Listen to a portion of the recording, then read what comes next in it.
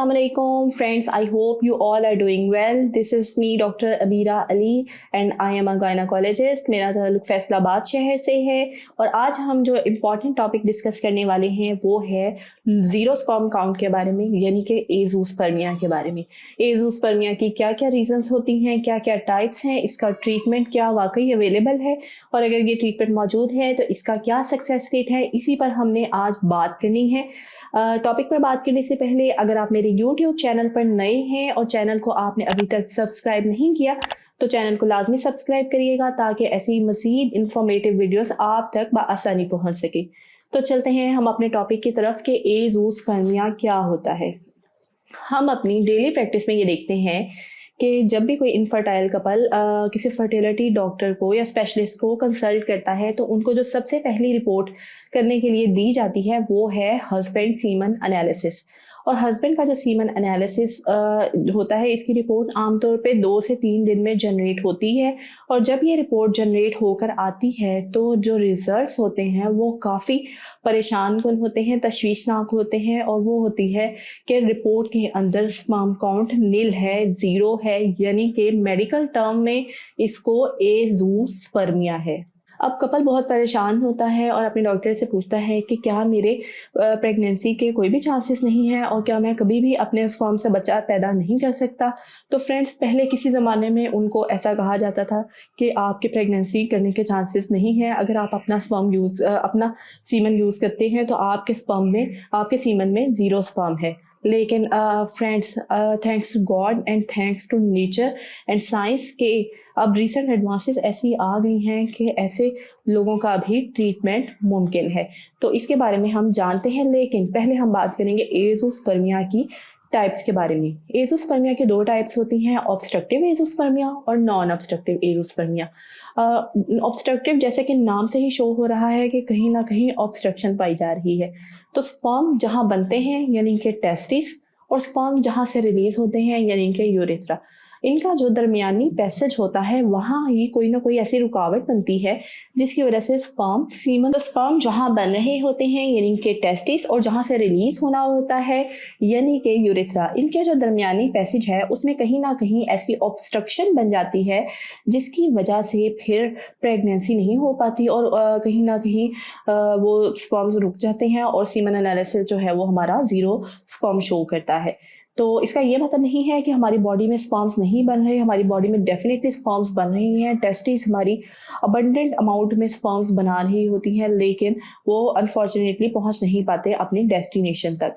तो जो दूसरी टाइप है वो है नॉन ऑब्स्ट्रक्टिव एज़ोस्पर्मिया। अब नॉन ऑब्स्ट्रक्टिव एज़ोस्पर्मिया में क्या होता है, इसमें एक्चुअली स्पर्म बॉडी में ही नहीं बन रहे होते, तो जब प्रोडक्शन नहीं होगी उनकी तो वो किस तरह से अपने जो है वो डेस्टिनेशन तक पहुंचेंगे, तो वो पहुंच नहीं पाते और फिर चूँकि वो बनते नहीं हैं इसलिए वो सीमन में भी नहीं होते और वो रिपोर्ट ज़ीरो शो होती है। और ये ख़ास तौर पे ये जो होती है इसके बारे में बहुत ही मायूसी होती है, क्योंकि फिर जब हमें ज़रा भी होप नहीं होती कि हमारी प्रेगनेंसी इससे पॉसिबल ही नहीं है, क्योंकि जब स्पर्म बॉडी में है ही नहीं तो प्रेगनेंसी फिर कैसे होगी।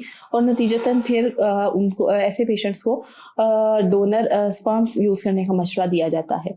तो हमने इसी पर बात करनी है कि ऐसे लोगों के क्या चांसेस हैं। लेकिन सबसे पहले हमने ऑब्स्ट्रक्टिव और नॉन ऑब्स्ट्रक्टिव में फ़र्क करना है, डिफ्रेंशिएट करना है और इसका डायग्नोसिस करने के लिए हमारे पास एक सिंपल सा टेस्ट है और वो है फ्रुक्टोज का टेस्ट।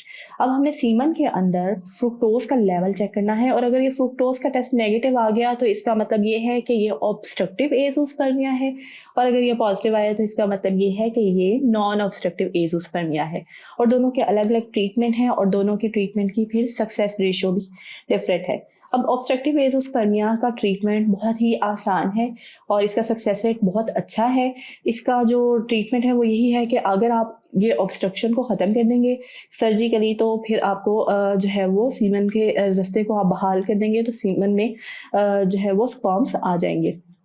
और इसका एक तरीकाकार ये भी है कि हम टेस्टिस में से डायरेक्टली ही स्पर्म्स को एस्पिरेट कर लेते हैं, निकाल लेते हैं और उसके बाद उनको आईवीएफ के ज़रिए एग से मिला के हम एम्ब्रियो बना लेते हैं, जिसका जेनेटिक फादर वही शख्स होता है जिसके ये स्पर्म होते हैं। हमें कोई भी डोनर स्पर्म्स नहीं लेने पड़ते।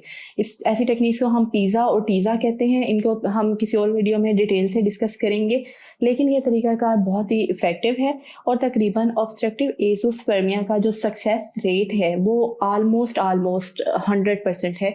इसलिए ये बहुत ही अच्छा फिगर है और हम ऐसे लोगों को 100% ट्रीट करके उनको उनका ही बच्चा दिला सकते हैं।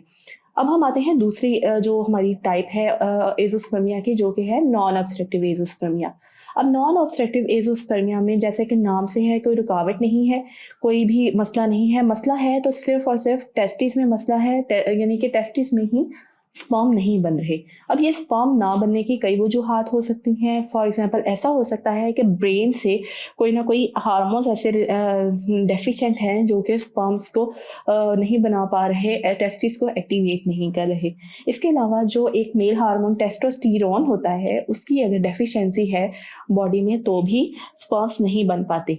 या बाज़ औक़ात ऐसे होता है कि टेस्टिस का अपना ही फंक्शन ख़राब होता है, टेस्टिस में कोई ट्रॉमा होता है, कोई इन्फेक्शन होती है, बाज़ औक़ात जेनेटिकली मम्प्स का मसला होता है जिसकी वजह से ऑब्स्ट्रक्शन हो सकता है। बाज़ औक़ात ऐसे होता है कि टेस्टिस को कोई ना कोई रेडिएशंस का एक्सपोजर हुआ होता है जिसकी वजह से ये स्पर्म्स नहीं बन पाते और स्पर्म्स नहीं बन पाते। लेकिन इसका एक तरीकाकार और है जिससे हम इसको ट्रीट कर सकते हैं, वो है माइक्रोटीज़ा।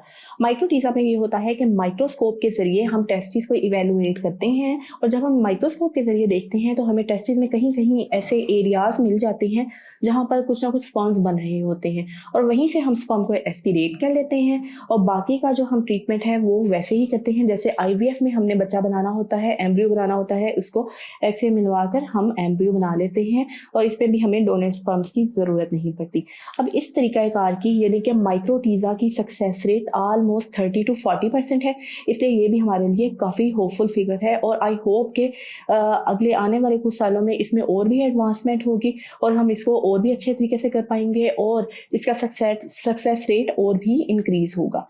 तो फ्रेंड्स, आपने नाउम्मीद नहीं होना, किसी अच्छे फर्टिलिटी सेंटर से कंसल्ट करना है, डॉक्टर से कंसल्ट करना है। आई होप आपको ज़रूर कोई ना कोई होपफुल इंफॉर्मेशन मिलेगी और आपको प्रेगनेंसी के जो चांसेस हैं आपके वो बेहतर हो जाएंगे, यानी कि आपकी सोच से बेहतर होंगे, क्योंकि साइंस ने अब बहुत ज़्यादा तरक्की कर ली हुई है।